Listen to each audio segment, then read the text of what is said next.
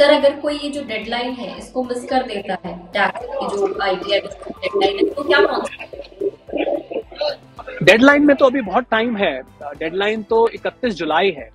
तो अगर डेडलाइन कोई मिस करता है तो आपको पता होगा कि 31 दिसंबर तक आप बिलेटेड रिटर्न फाइल कर सकते हैं। उसमें कुछ पेनल्टी लगती है, थोड़ी बहुत पेनल्टी दे के, पेनल अमाउंट दे के, बहुत ज्यादा नहीं है, 5,000 10,000 होती है 234F के अंतर्गत, उसको दे के आप पूरा कर सकते हैं। पर उसमें अभी तो उसमें वक्त है। मैं चाहूंगा कि जितने भी डेली हंट के फॉलोअर्स और व्यूअर्स हैं वो तो इस डेडलाइन को मिस ना करें, क्योंकि 31 जुलाई तक का टाइम है और 1 अप्रैल से ही शुरू हो जाता है।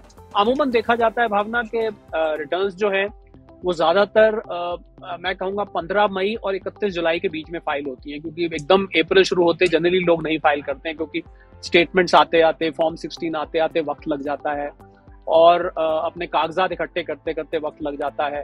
तो इसलिए 31 जुलाई टाइम है। अगर मिस हो जाता है तो आप बिलेटेड रिटर्न 31 दिसंबर तक फाइल कर सकते हैं। सर मेरा अगला सवाल है कि जो फ्रीलांसर्स और सेल्फ एम्प्लॉयड होते हैं वो अपने टैक्स सेविंग को ईयर एंड के आसपास किस तरीके से मैक्सिमाइज कर सकते हैं?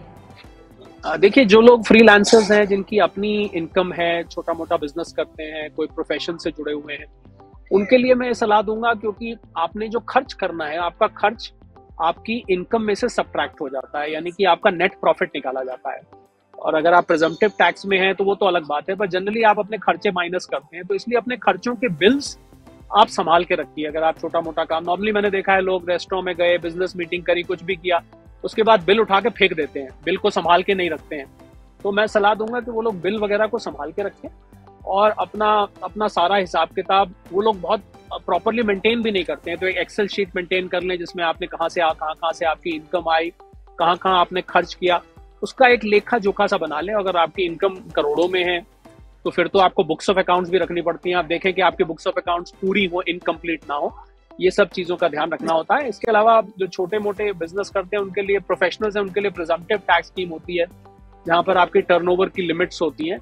बाकी सेल्फ एम्प्लॉयड के लिए आई थिंक अपनी सिस्टम में, आपके कंप्यूटर में, आपके लैपटॉप में, आपके फोन में, आपके कागजात में सारा हिसाब किताब रखा हुआ होना चाहिए कि कहाँ से आपका साल भर में पैसा आया है और कहाँ आपने खर्च किया है। खासकर वो पैसा जो आपने ऑफिशियल पर्पसेस के लिए खर्च किया है, उस पैसे का हिसाब किताब अलग रखें, क्योंकि वो सारा आपकी इनकम में से सब्ट्रैक्ट कर दिया जाता है।